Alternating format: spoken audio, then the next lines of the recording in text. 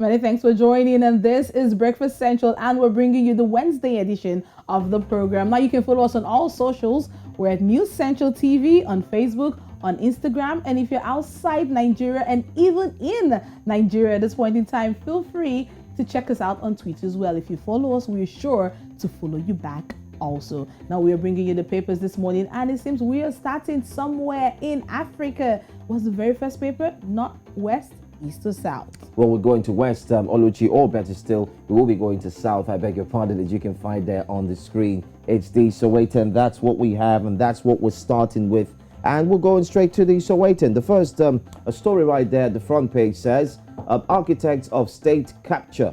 Now, what is it all about? Well, you can see their faces there and boldly written titles that identify what they stand for, particularly their qualities. Now, the first to the left, as you can see, looking all stunned, it's Brian Molefe. Lacked credibility, that's what they said. Told falsehoods, the second lied, and the other lied as well. So these are architects of state capture. Part 2 of the Zondo Commission report recommends that former minister, the one known as Gigaba, Molefe Gama and Singh, be investigated further and criminally charged for actually oiling the wheels of Gupta corruption at Transit. You will get everything you need to know about this information. This story is indeed in the SOWETAN. Let's also tell you that plaudits for DSAR's exploits at AFCON. Find out what it's all about. Bafana Goli helps guide Pharaohs, and that's exactly that big story on page 23. Don't forget that AFCON comes alive later on today. We'll be talking about it when it comes to sports. RoboCop on wheels and in work suit. RoboCop on wheels and in work suit. Staria cargo hauler does luxury without breaking sweat. How is that possible? Well, you find that story as well inside of the SOWETAN. And the last one I'm going to take says Malanga grilling kicks off home stretch. That's Chief Justice race, page 4. Get to know more about the judiciary right there in South Africa when you pick up a page or a paper, especially the SOWETAN. All right, let's bring it down to West Africa, Nigeria, and we are looking at the first news this morning on the upper part of that paper. Next governor will inherit revamped security forces. That's what the president is coming out to say. So the next government of the country will inherit revamped security forces. Well, that's a promise coming from him. You would also see the story here. Why divorced Atiku? That's a former VP's wife, Jennifer. This story is making the round on social media, so it is an interesting one for you to get a hold of. Also, 2023 presidency, Ambode sends warning signals to old politicians. That's what it says here. Says the youths are coming. That's a big story here. You can see the picture of the man himself, the former governor of Lagos State, Akinwumi Ambode, is coming out and is seemed to be talking tough. More details from the first news this morning. It says here, according to a report, 1,192 people killed in Kaduna by bandits and others in the year 2021. And an update from the Dowen College, how Sylvester Oromoni died. This is coming from the family doctor.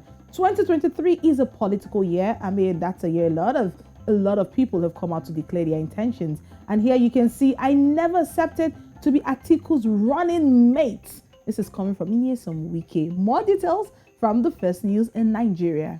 Well, away from the first news, let's bring you another paper. This time, where are we going to? Well, we're going to one place, and that's got to do with the all-important New Vision. And in New Vision, we will tell you what's happening in Uganda. Government targets 40% oil deals for Ugandans. Yes, 34 trillion shilling oil pipeline projects launched.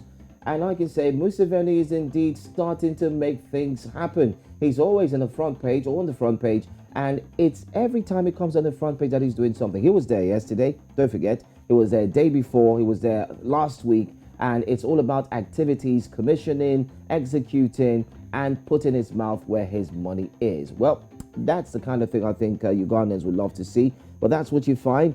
Government targets 40% oil deals for Ugandans. Ugandans, get ready, Museveni is indeed getting to work. There you have another story here. Katuna border. Yes, that Katuna border that was opened between Uganda and Rwanda, talking about Kagame and, of course, Museveni. 11 trucks cleared, business pickups. 11 trucks cleared, business picks up. So business is indeed booming already. Just the launch after it opened 2 days ago. everything starts to look all right. It's all uhuru, if you want to put it that way, especially for the trucks and what is going on there, borderline businesses and so on. New curriculum, S1 physics and S2 biology. You'll find that Kishuwaili. You also find that inside of the pages of the New Vision. I'll take one more, Oluchi, quickly, and also to our viewers. Health, something concerning health on the front page of New Vision. It says, strange disease hits prisons. A strange disease has hit prison. If you read about this disease, you'll be shocked what it does to the people and, of course, prisoners. There's fear that it may escalate and also come out and start to affect also the indigents and people who live very close to the prison. So go get a copy, read up, and you would definitely thank us for that one. We wouldn't want that to happen, especially coming out from the COVID cases that we've been having across the continent. All right, the very last paper we have for you this morning is from Zimbabwe, and it is Newsday. Zim on verge of re-dollarization. Now it's coming out to talk about how the country reverted to the Zimbabwean dollar in 2019, but right now it has depreciated by wide margins and is triggering fears of the return to the 2008 inflation crisis. So now there's a little bit of fear here on this story, but you need to go to page 2 for more details on this. Now it says Mpufu farm grab case takes new twist. That's also on page 2. And in the world of entertainment, Makadze won't rest until she reaches Beyonce's level. Now that pose could possibly be a Beyonce's pose, but there's more details from page 14 of the Newsday this morning.